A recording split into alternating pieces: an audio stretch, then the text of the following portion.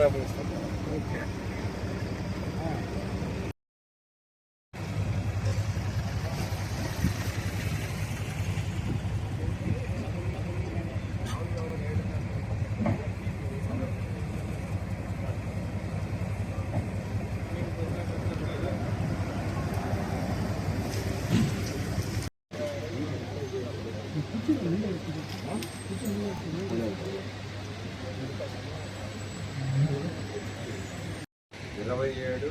28, 29 ఈ 3 రోజులు జరిగే మహానాడుని నెల్లూరు పార్లమెంటు వాళ్ళని కండక్ట్ చేయమంటాం. దానికి అన్ని విధాలు అనువైన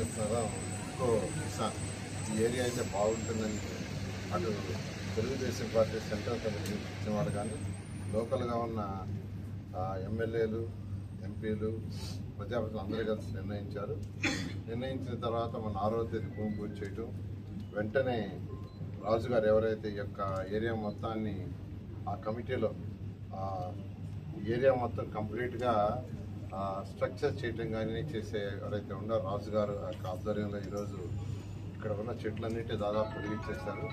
చాలా ఎంతో వేగవంతంగా యాక్చువల్గా వర్క్ జరుగుతుంది. దాన్ని ఇక్కడున్న శాసనసభ్యులు, అదేవిధంగా గిరి గారు, అదేవిధంగా పేదా రవిచంద్ర, ఇంకా కొంతమంది నాయకులు రెగ్యులర్గా పరిశీలిస్తూ సూచనలు ఇస్తున్నారు. దీనికి సంబంధించి కమిటీ కూడా వేశారు.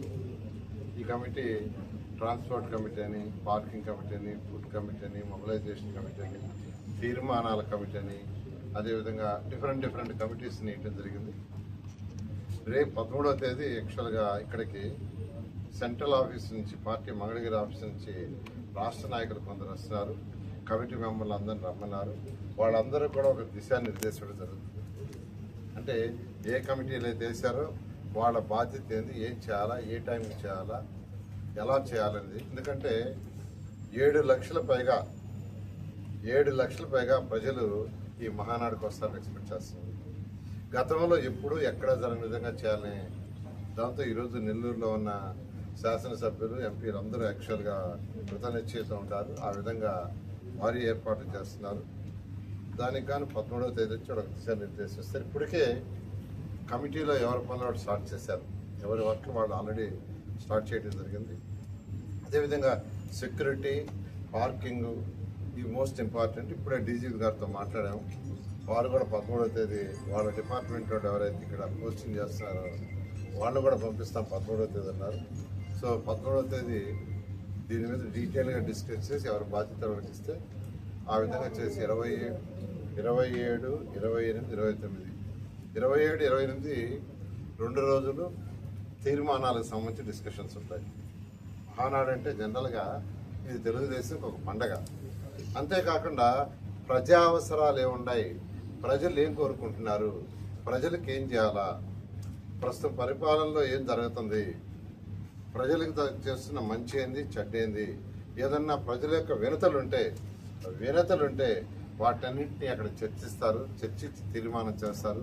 తీర్మానం చేసి పార్టీ అధినేతకి ఇస్తే పార్టీ అధినేత మళ్ళీ ప్రభుత్వానికి ఇచ్చి ఆ ప్రభుత్వంలో అవన్నీ ఇంప్లిమెంట్ చేసి ప్రజలకు సుపరిపాలన చేయటానికే ఈ మహానాడు అనేది పార్టీ కార్యకర్తలు అందరూ చేసుకునే పండుగ. ఆ పండుగలోనే ప్రజల అవసరాలని తీర్చే తీర్మానాలు చేసి ప్రభుత్వానికి పంపించి అవి అయ్యేటట్టుగా చేయటమే ఈ మహానాడు యొక్క ముఖ్య ఉద్దేశం.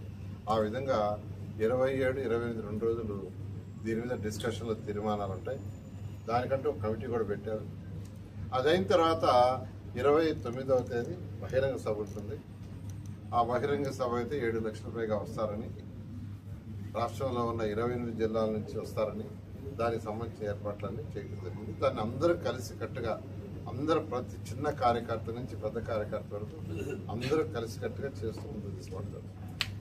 Okay, thank you.